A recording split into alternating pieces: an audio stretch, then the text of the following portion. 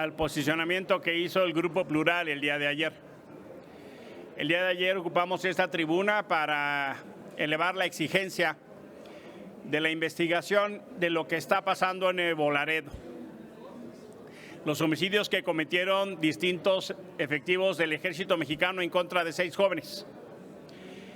De hecho, la Secretaría de la Defensa Nacional ya reconoció lo que sucedió y felizmente genera una nueva etapa de criminalización. La comunicación de la Sedena es un ejemplo de manual de por qué efectivos militares no deben hacer labores de seguridad pública. La Sedena dice que estos jóvenes iban a alta velocidad y sin luz, como si ese fuera motivo para descargar sus armas de alto calibre sobre un vehículo de civiles. Infelizmente, el presidente López Obrador hoy en la mañanera se refirió a ese tema y no se da cuenta porque el entendimiento de derechos humanos que tiene es muy elemental y vamos a darle otra explicación. Lo que corresponde a un mandatario de su investidura es ordenar una investigación. Lo que corresponde es generar el beneficio de la duda a ambas partes, pero cuando hay un abuso de poder, cuando hay víctimas fatales, cuando hay muertos, lo que toca es ponerse del lado de las víctimas. Lo que toca al presidente como comandante supremo de las Fuerzas Armadas es ordenar que se investigue y no mandar un mensaje activo de complicidad y de impunidad. Es muy preocupante que la práctica reiterada de abuso de la fuerza en Nuevo Laredo y otros lugares de la República por efectivos del Ejército y la Marina sea solapado de esa manera por el presidente. Lo que corresponde es que el presidente encabece la indignación, no encabezar la negación. Esto es justo el problema de la práctica reiterada de violación a los derechos humanos. Dice el presidente que no es igual que Calderón y Fox. En este particular no solo no es igual, se está portando peor. Lo que se necesita es que se investigue y que se sancione a los responsables. Cuando el presidente encabeza la negación, es entonces el responsable de que estos abusos, de que estos homicidios y de que estos graves incidentes de violación a los derechos humanos estén pasando. Reiteramos la exigencia de la investigación, de sanción a los culpables y le exigimos al presidente que dé la instrucción para que la Sedena pare la criminalización hacia las víctimas, que pare la criminalización hacia Raimundo Ramos, director del Comité de Derechos Humanos de Nuevo Laredo, porque antes se acusaba a la gente comunista para desacreditar su trabajo. Hoy se les acusa de narcos. Es la misma práctica del pasado, desacreditar a los defensores y desacreditar a las víctimas. Por su atención, muchísimas gracias. Si nos permite, tenemos preguntas de parte de los compañeros de La Fuente. Les pregunta Claudia Flores Barreto de N+. Senador, buenos días. ¿Van a llevar esta queja a alguna instancia? ¿Hay algo más que hacer que posicionamientos, críticas, lo mediático? ¿Hay manera de hacer algo? Sabemos ya que el Centro de Derechos Humanos está trabajando en solicitudes de protección. Sabemos ya que Amnistía Internacional está tomando el caso. La CNDH anunció una investigación y esencialmente, digamos, lo que tocaría es que en este momento las instancias nacionales funcionen. En su caso, si continúa el proceso de criminalización, la Comisión Interamericana puede ser instancia para la protección de las víctimas. Muchas gracias. Y por otro lado, preguntarles, hace unos momentos se acaban de nombrar a 2 comisionados del INAI, un hombre y una mujer, particularmente en el caso del hombre. Hubo senadores en la tribuna, concretamente Xochitl Gálvez, que se quejaron porque no estaba de acuerdo con ellos entre los mejores calificados, incluso dijo que le puso 5 ceros. ¿Ustedes por qué avalaron el nombramiento específicamente de esta persona? ¿Están de acuerdo en que no está calificado? ¿Hubo necesidad de un acuerdo político? ¿Qué fue lo que pasó? Lo que el Grupo Plural valoró como fundamental es el funcionamiento del INAI. Lo que esencialmente nos parece el bien superior a tutelar es el derecho que tienen las personas al derecho a información y a la transparencia a la información pública. Ese es el bien superior a tutelar. Y por eso nos parece importante que debemos alejar la posibilidad de que el INAI quede inoperante. Tan solo en 4 semanas iba a tener una composición que no permitía su operación. Y por supuesto que hay una valoración técnica bien entendida, bien valorada, pero hay valoraciones que tienen que ver con la composición del Pleno. Es a final de cuentas, el Senado la soberanía que va a tomar las decisiones. El Grupo Plural tiene como bien superior tutelar los derechos de información, de acceso a la información y de transparencia, y que el INAI funcione. Hemos visto desde el gobierno toda la intención de que el INAI no funcione. Hemos visto la intención de no nombrar. Llevamos más de un año. Es más, tuvimos esta votación porque un juez nos obligó, afortunadamente. Ojalá no fuera necesario que un juez obligue al Senado a decidir. Ya no era escenario postergar esta decisión, ya no era escenario facilitar el incumplimiento del derecho constitucional de los ciudadanos. Por eso, pero en su caso, mi coordinador dará la mejor respuesta. Yo creo que ya está dicho con eso, Claudia, pero básicamente la ley estipula cuáles son los requisitos, los 48 cumplieron los requisitos. La ley establece que el Senado fije el procedimiento, el Senado fijó el procedimiento, y al final del día no es una cuestión automática en el orden que queden las calificaciones, es en el orden en el que se aprueban los nombramientos. Ese es un insumo adicional, pero se tiene que construir una mayoría calificada, 2/3 partes. La mayoría calificada no la puedes construir desde la minoría, no puedes imponer. Necesitas encontrar un consenso donde las 2/3 partes de senadoras y senadores nos identifiquemos. Ese es el trabajo político, es encontrar ese punto donde nos podemos coincidir 2/3 partes de senadoras y senadores. Obviamente en los extremos pues habrá gente que no esté de acuerdo, hay posiciones radicales. Bueno, dicen incluso, a reserva de revisarlo, que él ganó con más votos de la oposición que de Morena. No escuché bien la pregunta, te escucho mal, pero... Entre los inconformes dicen que esta persona, Rafael Luna, sí, a quien habrían calificado con los 5 ceros por parte de Xochitl Gálvez, ganó con más votos de la oposición que de los propios morenistas. A ver, lo que tienes que construir son 2/3 partes, Claudia. La oposición toda, no llegamos al 50%, no llegamos a una 1/3 parte, apenas una 1/3 parte. Necesitamos tener una contraparte del grupo de Morena fuerte que ponga la base para construir la mayoría calificada. Lo que te quiero hacer entender es que necesitas encontrar de los 48, cuáles 2 reúnen, cediendo todos algo para obtener la mayoría calificada. Ese es lo importante, y con eso hacer que funcione.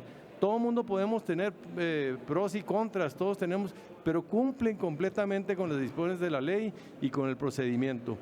Y lo que te quiero decir es que las calificaciones que dice que pusieron son calificaciones, las de las instituciones, pero la que Xochitl se refirió es a unas calificaciones que ella puso, que le puso, la calificación de ella es tan válida como la calificación de los otros 127 senadores. Yo solo quiero agregar a lo que han dicho ya mis compañeros correctamente, que no nos conocen al Grupo Plural quienes digan eso. Desde que nos fundamos dijimos que no íbamos a estar en contra de todo o a favor de nada. Estamos a favor de un acuerdo, votamos a favor de un acuerdo, no somos oposición radical en todo, no estamos arrodillados ante Palacio Nacional, estamos por hacer un acuerdo y la política es hacer acuerdos posibles. El que quiera acuerdos deseables, que se ponga a soñar o que sea fundamentalista. Nosotros en eso fuimos claros y debo reconocer a mi coordinador Madero que hubo intentos en la Jucopo hoy de retirar el acuerdo. Y mi coordinador Madero fue claro en decir lo que aquí públicamente ha dicho bien Emilio Álvarez y Casa. No es escenario deseable postergar para darle al gobierno de la República la opacidad, la falta de transparencia, que no solo son intenciones, sino que ya la tenemos absolutamente acreditada en la militarización, en las obras, en el Tren Maya. Y ustedes como periodistas díganme si es fácil acceder a la información pública a la que tenemos derecho. Es un derecho la información pública de los ciudadanos. Eso es lo que está en el fondo de nuestra voto a favor, no de una persona, de una institución, como dijo bien Emilio Álvarez y Casa, y de un acuerdo parlamentario, como dijo hoy bien mi coordinador Madero. ¿Hay nuevo abogado en la UNAM? ¿Les merece algún comentario? Pues que en la ponencia de Yasmín Esquivel han de estar diciendo, ¿qué caray?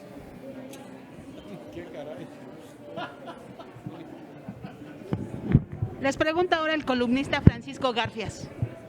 Sí, yo quisiera retomar el tema inicial, el tema de los jóvenes asesinados en Tamaulipas. Quisiera preguntarles, o que abundaran, mejor dicho, en este especie de manto de protección que le está tendiendo el presidente concretamente al ejército, y en qué fundamentan ese señalamiento. Sí, fíjate, este tema es muy delicado y es reiterado, pero el presidente de la República tomó la estrategia de comunicación política en las mañaneras y ahí ha basado el funcionamiento, operación y lineamiento de su gobierno. Pero ha caído en excesos de convertirse él en juzgador, en decir, al final del día, quiénes son inocentes, quiénes son culpables, quiénes se deben de investigar y quiénes se deben de proteger. Esa es la principal falla de la declaración del día de hoy del presidente. Está eludiendo su responsabilidad de defender a las víctimas, como ya bien lo dijo Emilio Álvarez y Casas. Ese es el papel que él está errando, se está poniendo del lado equivocado de la ecuación. Defender al ejército. El ejército mismo reconoció el hecho, ya deje que se investigue, pero lo está tratando de politizar y está metiéndolo en un terreno de una narrativa ideológico-política en la que él se vuelve el ser supremo que dice a quién se debe investigar y quiénes ya desde su óptica son inocentes. Ese es el gran error del presidente y le pedimos que se ponga del lado de las víctimas. Lo que el presidente no entiende es que porque él ocupe Palacio Nacional, quiere decir que no hay violaciones a los derechos humanos. Es un grave error.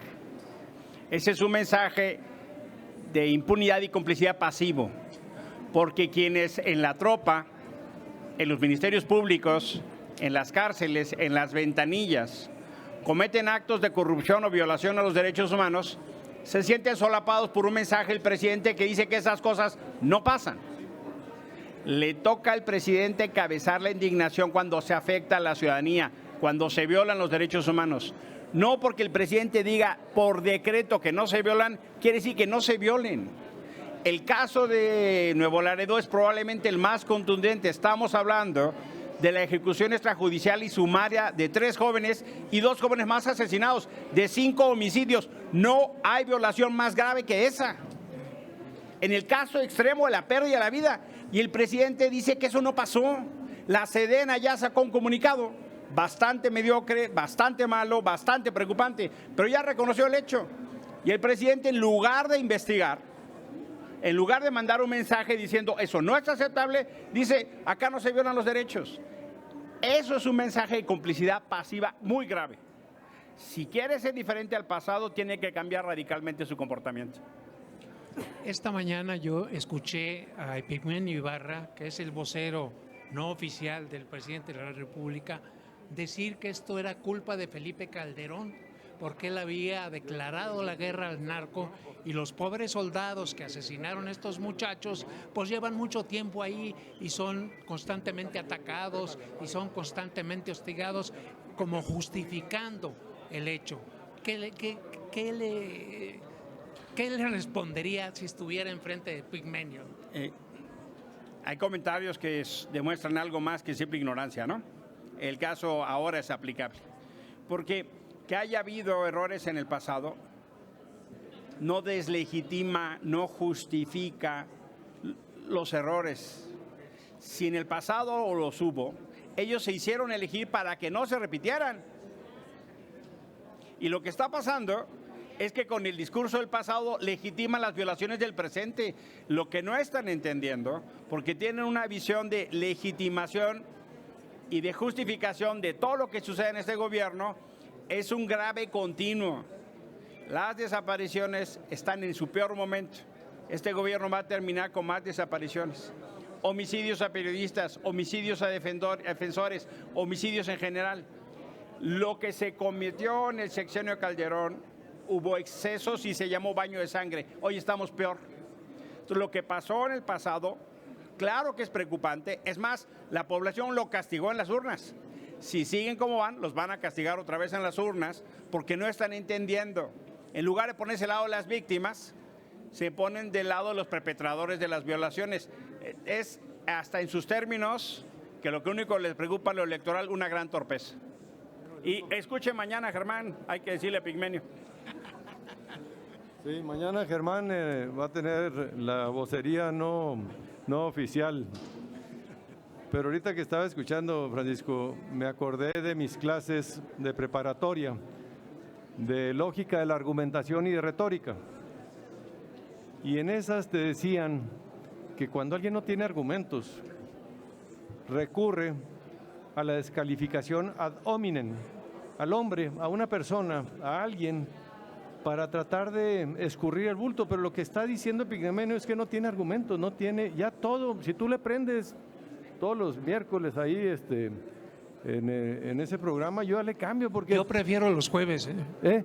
Prefiero los jueves. Sí, yo también prefiero los jueves porque no tiene argumentos. Todo cae siempre en la última explicación.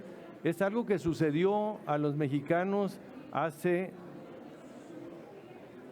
pues más de 10 años, entre 10 y 17 años, depende si es cuando empezó o cuando terminó su periodo. Esa es la lógica, tratar de explicar lo que pasa ahorita.